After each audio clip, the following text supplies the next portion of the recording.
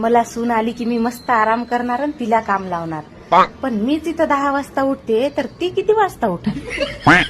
मला तिथं T shirt pant घातल्याशिवाय जमत नाही. तिला कसं म्हणू की आम्ही 24 तास डोक्यावर पदर घेऊन राहत होतो म्हणून. आणि मला तिथं बाहेरचं पिझ्झा बर्गर नूडल्स खायची सवय आहे. तिला कसं म्हणू खाऊ नको चांगलं नसते. आणि जर ती मला म्हणली की तुम्हीच खाऊ खाऊ नुसत्या बेंडकोळी सारख्या फुगल्या तर मग जरासा मोबाईल चार्जिंगला लावला तर मला करमत नाही. तिला कसं म्हणू की मोबाईल पाहू नको डोळे खराब होतात म्हणून. मला इथं पिशासारखी राहायची सवय आहे. तिला कसं म्हणू की मी नाहीतर पण लई चांगली राहत होती.